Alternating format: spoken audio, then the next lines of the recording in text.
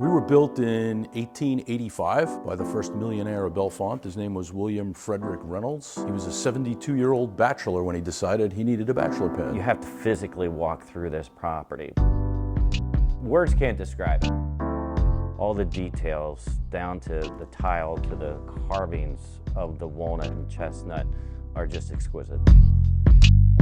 People are always in awe of the woodwork. You just don't see it everywhere, and to think it was all done back when they didn't have power tools was pretty amazing. The stonework on the outside, the high ceilings, the decorative ceilings, character that's here, you can't match it. You can't build it today. Hello, my name is Peter Chiarkis with Kissinger, Bigatello and Brower Realtors. We're here today at the iconic Reynolds Mansion. This property has 11 bedrooms, 11 full baths, and 2 half baths, 10,000 square feet, and 8 original fireplaces. We're here to put it on the market today for $2 million. Please come in and take a look. Hi, welcome to the Reynolds Mansion. Come on in. So this is our parlor. Most of the woodwork in the house is all original.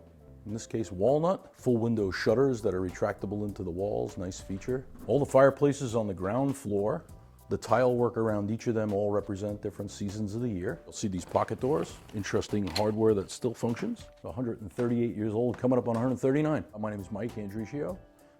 Back in June of 2010, my wife and I decided to kind of chop life in half and do something else. Hey, Tony. Started searching for bed and breakfast for sale. We looked all over, literally Cape Cod to Cape May, and came upon this place for sale. And we had no connection to the area whatsoever. We really just fell in love with the property. So we've just been loving it now for 14 years. Mr. Reynolds passed on, left everything to his lucky nephew. Continued in the family till 1942 when the last Reynolds passed away. The billiards room, originally on the blueprints, it's listed as a library. The original ceiling medallions in all the rooms are where the gas lights used to hang from. This is our winter fireplace, Old Man Winter, and the snowflakes are in those tiles. The original dressing seat that's built in. It was positioned so that they could see how good they look when they came down the stairs. Candelabra's an original gas light piece. These are the old gas valves that you would turn on. Rotate those, let the gas out. Make our way into the dining room. Now, unique to the dining room is the wood in here. It's American chestnut. Chandelier dates back to about 1893. One of the first electric light fixtures that was put in the house. This room's the snuggery. Used to be the cigar smoking and brandy room when the Reynolds were here. And in the glass case in here is all of the Reynolds family heirlooms. The story is that he had the love of his life who died in a horse and carriage accident, and then he swore off women after that. Original blueprints for the house are up there, the architect's rendering. And those are ink on linen. Lumber and steel drove the economy. Lumber was a big deal. There was the Pennsylvania Matchstick Company in town, which was also owned by Reynolds. Use these to call the servants, and when you push the button, the buzzer would ring and say dining room, and whoever was on staff that day would go to the dining room and see what was wanted in the dining room. The stained glass windows are original to the house, re-leaded 6 or 7 years ago. Family crest and coat of arms in the top. As far as we know, most of the glass was imported from England. So on the second floor, there's 5 guest rooms. Each guest room has its own full ensuite bath. So a lot of privacy, very quiet. Then we come into the Colonel's green room.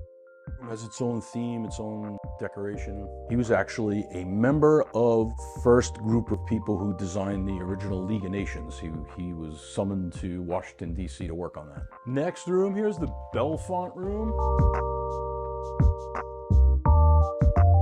All the artwork in here is all about Bellefonte. Colonel William Frederick Reynolds is on the right. On the left is his son. That was the first piece of sheet music to sell 1 million copies.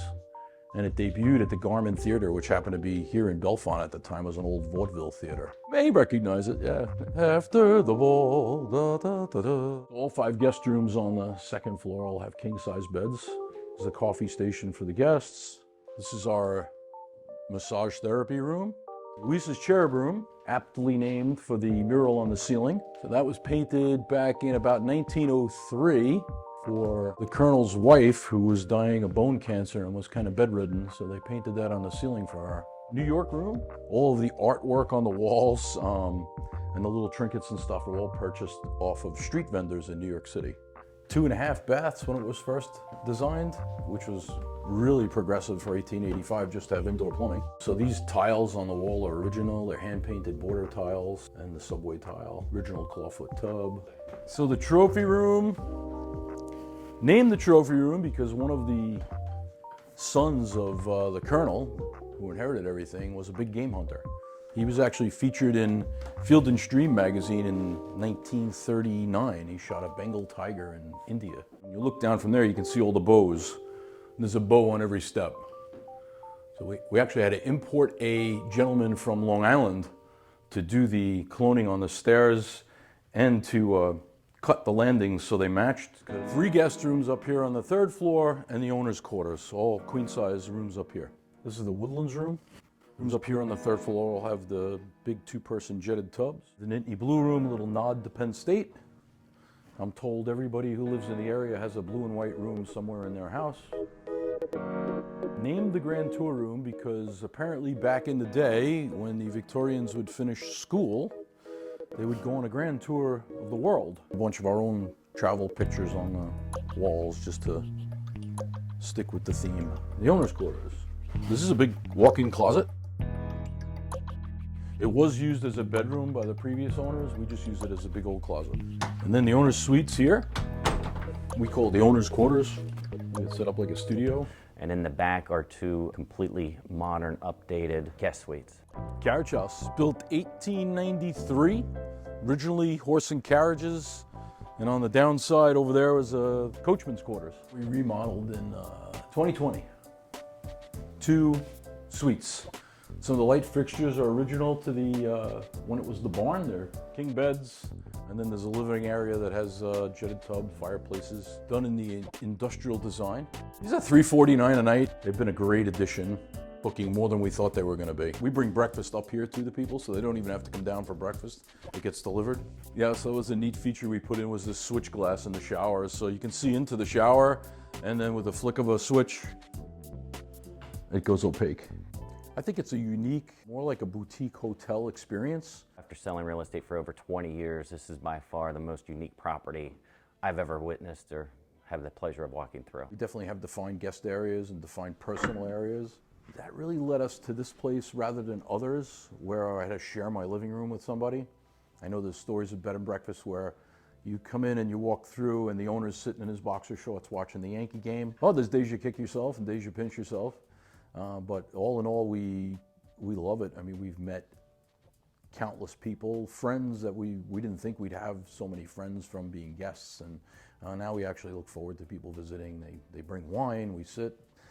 They bring gifts, which is nice. We have people from up the block that wheel their suitcase down and say, Grandma's got the kids and we're getting away for the night. We have people from other parts of the world. Of course, any of the big Penn State events spill over to us. The nice thing about this is that we're a very diverse county. The university does bring a lot of that. So if you're looking for a small town feel but have all of those city amenities, Center County has a lot to offer. Oh, walkable to several restaurants, all 5 less than a 10-minute walk anyway. Axeman Brewery in Witches Hollow. And micro distillery in town, the Philatelic Society is nearby, a bunch of antique shops. To find a place like this is pretty unique. We try to find comparables, however, this is a very unique property. So we're asking $2 million for the property. Business is very successful, you know, so we kind of incorporate the value of the property as well as the business to come up with our determining number. Obviously, we're looking for some owner-occupied or somebody to manage the property. We are open. It can be a single-family home if somebody needs 10,000 plus square feet that they want to live in. I could spend all week here and probably see something new that we've never seen before. The place kind of speaks for itself when you drive up, and then when you come inside. It's kind of a magical place. It'll be really hard to leave.